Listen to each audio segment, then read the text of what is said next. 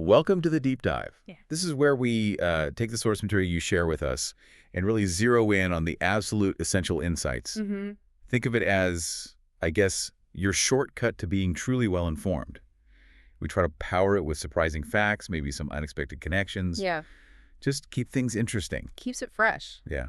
So today we're diving into some excerpts from an English learning podcast episode. Right. And this one was specifically focused on women's healthcare dialogue. Exactly. Now, while the original goal there was, language learning, Sure. what's fascinating for our deep dive is just the sheer amount of crucial information it packs in. Yeah. It's definitely more than just vocabulary lists. It gives you real insights into experiences, systemic issues even. Totally. So our mission here is to pull all that out, Mm-hmm. unpack the key challenges, look at a very relatable scenario they presented, That was interesting. dig into some revealing stats, and try to understand the broader systemic issues it touches on. So taking a language lesson and turning it into, well, a deep dive on the topic itself. Yeah. Couldn't have said it better myself. Let's jump in. Okay, let's unpack this. So the fundamental point the source highlights, the why. Why women's healthcare is its own distinct, critical topic. Right. It really boils down to the fact that women face unique health challenges throughout their lives. And the source wasn't vague about this, was it? It gave specific examples. No, very specific. Biological experiences. Menstruation, pregnancy, childbirth, menopause, hormonal changes. Things that require specific understanding.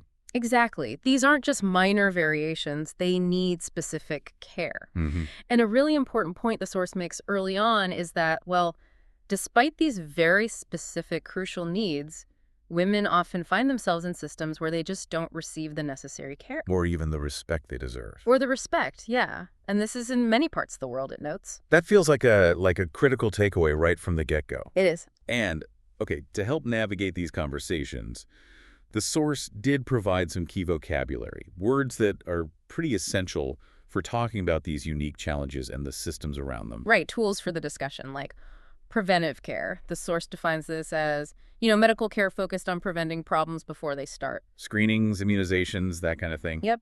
Then you have routine checkups. Just your regular doctor visits, keeping an eye on general health. Simple enough. But gynecological health, obviously central here, specifically relating to the female reproductive system. Makes sense. And then broader concepts. Like access to healthcare, which is simply, can someone actually get the medical services they need?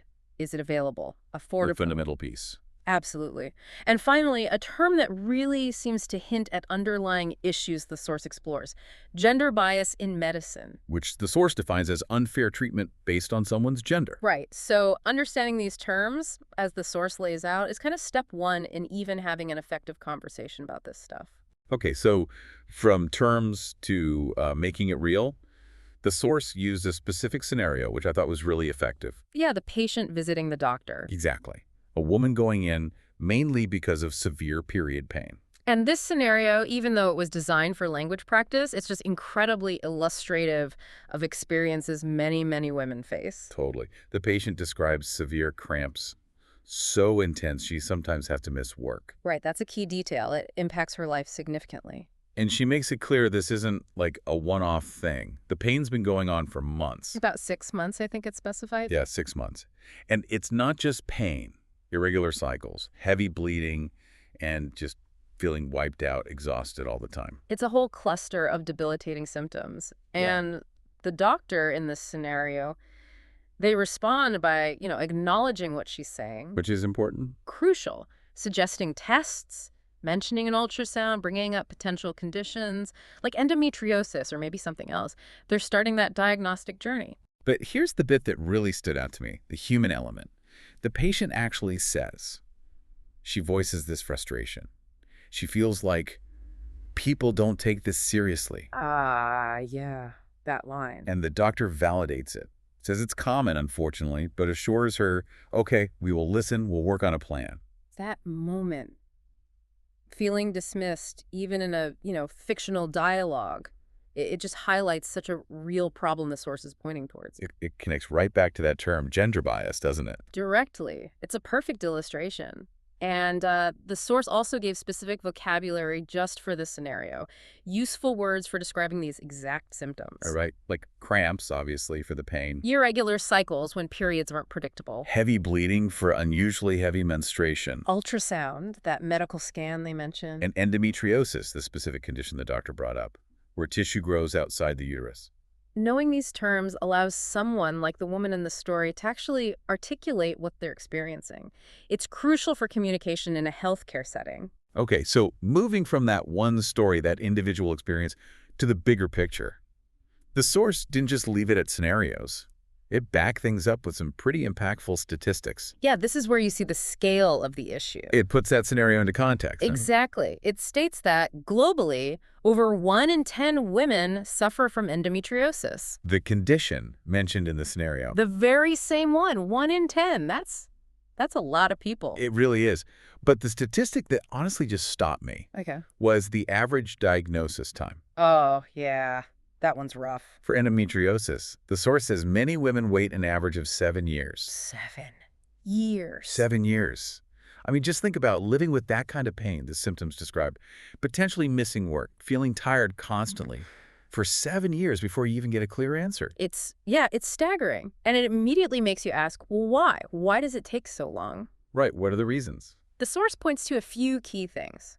Lack of awareness, maybe general public, maybe even within the medical community sometimes. Gender bias, there it is again, that feeling of not being taken seriously. The dismissal. Exactly. And just general medical delays, sort of systemic holdups. And the source kind of zooms out even further. Yeah. Right? Discussing broader, systemic reasons why women's health care might be overlooked or inadequate. It does. It makes the point that many healthcare systems historically just weren't really designed with women's unique biology fully baked in from the start. Implying the default patient was maybe assumed to be male. That's the implication, that women's specific needs were maybe seen as exceptions or added on later, not fully integrated into the core design or thinking. Wow. And it also brings up the historical exclusion of women from clinical research. Right, I've heard about this. Yeah, and the source notes this legacy still impacts things today. How treatments are developed, how they're understood for women. Which totally makes sense. If you don't test treatments on women, or enough women, how do you know how they'll react? Or if the dose is right? Precisely. And all of the system design, the research gaps, it feeds back into that point the source keeps returning to. The dismissal issue. That pervasive problem where women's pain, their symptoms, are often dismissed, not taken as seriously as they should be. And the source uses some specific words to talk about these bigger problems, right? Yes, vocabulary for the systemic level. Terms like systemic itself, meaning it affects the whole system, it's ingrained. Okay. Dismissed, meaning ignored or not taken seriously, just like the patient felt. And widespread, just highlighting that this isn't, a few bad experiences here and there. It's happening in many places to many people. These words really help frame the scale and the nature of the problem being discussed. Definitely. Now, just a quick, interesting side note from the source. More on the language side, actually. The grammar point. Yeah. Relevant to how you talk about ongoing health issues, the source pointed out the use of the present perfect continuous tense. Right, like has been doing or have been feeling. A little linguistic insight tucked in there. Exactly. It noted this tense is really useful for describing something that started in the past but is still happening now. Which is perfect for chronic symptoms, ongoing conditions. Totally. And it gave the structure, subject plus have plus been plus verbing, with examples like, I've been feeling tired lately, or she's been visiting the clinic regularly. It's a neat example of how language adapts, doesn't it, to help us describe these persistent realities, including health challenges that aren't just temporary blips. Yeah, that's a good point. Okay, so let's try and pull this all together. From this deep dive into the source material, what are the core takeaways we want you listening to walk away with? Well, first, I think, is that clear understanding, which the source lays out right at the start. Women face unique health challenges. That makes their healthcare a distinct and vital area. It's not just general healthcare. Absolutely. Fundamental point. What else? Second, the stark reality of those diagnostic delays. That endometriosis statistic really hammers it home. Over 1 in 10 women affected, waiting an average of 7 years for a diagnosis. That number is just hard to forget. It really is. And underpinning all of this, The bigger picture stuff. yeah, the systemic issues the source points to, healthcare systems maybe not designed with women fully in mind from the beginning. The history of exclusion from research. And its lingering effects, yeah. And that persistent, frustrating problem of women's symptoms, especially pain, being dismissed or downplayed. So these points, they aren't just abstract facts from a language lesson source. They directly impact real experiences, like the one in that scenario. Exactly. They underscore just how critical effective communication is in healthcare and, maybe even more importantly, the absolute necessity for women to be heard, to be believed, to be taken seriously. Which seems to be the real underlying message driving the source's focus on dialogue in the first place. I think so. It's about enabling that voice, that communication. Right. It's not just about knowing the medical terms, is it? It's about navigating a system that, as the source suggests, has some inherent historical challenges. Well put. So here's maybe a thought for you to consider as we wrap up this deep dive. How might understanding this historical context, these systemic issues that this source brought up, how might that change the way you approach conversations about health? Yeah, whether it's for yourself or maybe when you're supporting friends or family members in their own health journeys. Something to mull in.